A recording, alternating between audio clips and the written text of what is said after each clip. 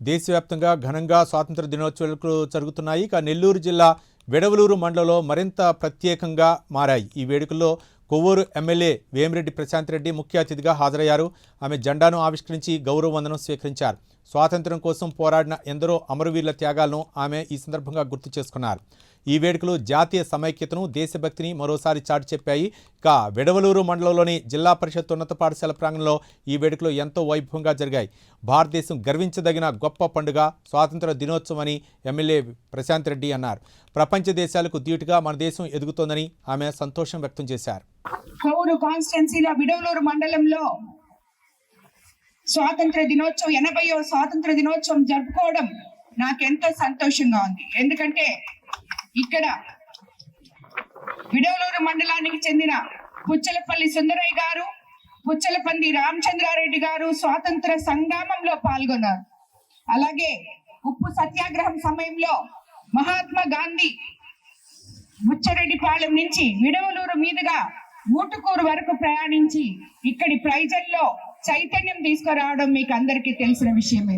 అటువంటి దగ్గర ఈ రోజు మనం 80వ స్వాతంత్ర దినోత్సవం జరుపుకుంటున్నందుకు నిజంగా ఇక్కడ ఉన్న ప్రజలకు అందరికీ కూడా నేను ధన్యవాదాలు తెలుపుకుంటున్నాను. స్వాతంత్రం వచ్చినప్పటి నుంచి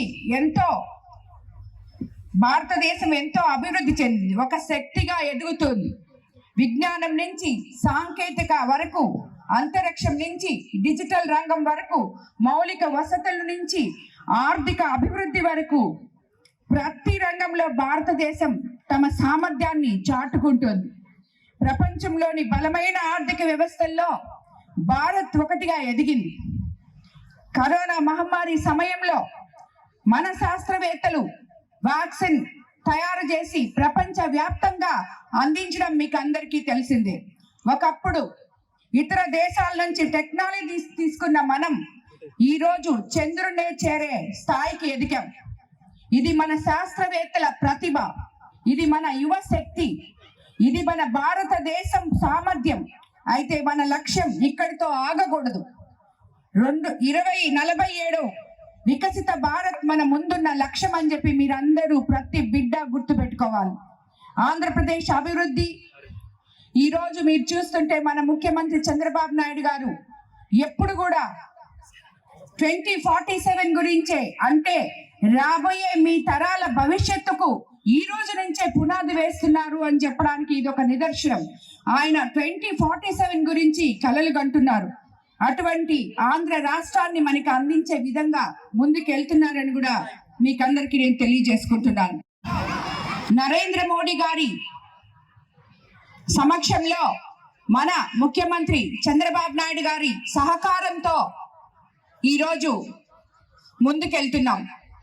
రాబోయే రోజుల్లో మన దేశం ఈ డబుల్ ఇంజిన్ సర్కార్లో మరింత పురోగతికి చెంది అభివృద్ధి చెందుతుంది, యువతకు చేదోడుగా ఉంటుంది అని చెప్పి మీకు అందరికీ నేను తెలియజేసుకుంటున్నాను.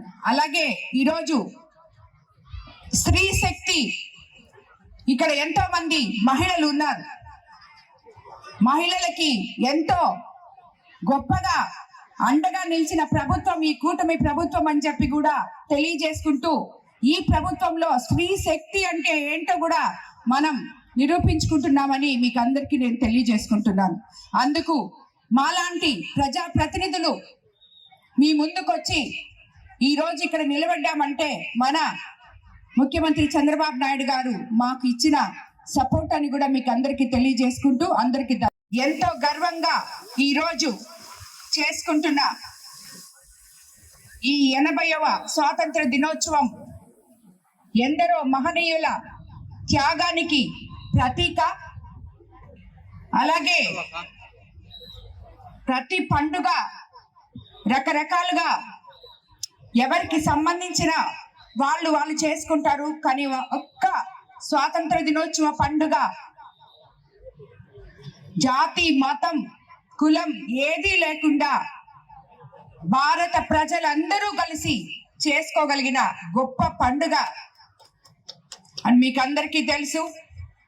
గాంధీ మార్గాన్ని చూపిన సుభాష్ చంద్రబోస్ గారు పోరాటాన్ని ఎంచుకున్న భగత్ సింగ్ గారు ఉరికమ్మం ఎక్కిన అన్ని కూడా దేశాని కోసం, ఈ స్వాతంత్ర్యం కోసమే అని చెప్పి ప్రతి ఒక్కరు కూడా గుర్తుపెట్టుకోవాల్సిన అవసరం ఉంది. అలాగే దాదాపు 200 ఏళ్ల బ్రిటిష్ పాలన తరువాత విముక్తి పొంది 79 సంవత్సరాలు పూర్తి చేసుకొని మనం 80వ సంవత్సరంలోకి అడుగు పెట్టాం.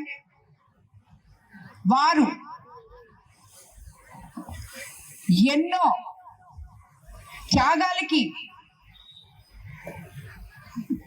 మోసి ఇచ్చిన ఈ స్వాతంత్ర దినాన్ని మనమందరం, వీరందరూ, ప్రతి బిడ్డ, ఇక్కడున్న ప్రతి ఒక్కరూ భావి భారత పౌరులు, దీని నిర్మాణానికి మీరందరూ కూడా పాల్గొనాలని నేను కోరుకుంటున్నాను.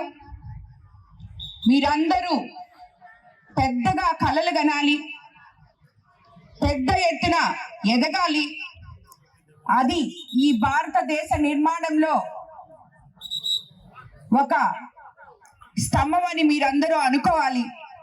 మీరు దాంట్లో పాలు పంచుకున్నామని, ఇది భారతదేశ నిర్మాణం కోసం అని చెప్పి మీరు ఆలోచించాలి. చదువుకోవాలి, ఉద్యోగం తెచ్చుకోవాలి, అది కూడా భారతదేశ నిర్మాణమే. ప్రతి ఒక్కరూ ఒక చెట్టు నాటండి, అది భారతదేశ నిర్మాణమే. రైతులు, ముఖ్యంగా మన కోవూరు కాన్స్టిట్యున్సీ డెల్టా ఏరియా, ముఖ్యంగా విడవలూరు మండలం ఈరోజు మనం ఇక్కడ జరుపుకోవడం జరుగుతుంది. ఒక రైతన్న తను పంట వేసి దేశానికి అందిస్తే అది కూడా భారతదేశ నిర్మాణం భాగంగానే అని నేను తెలియజేసుకుంటాను.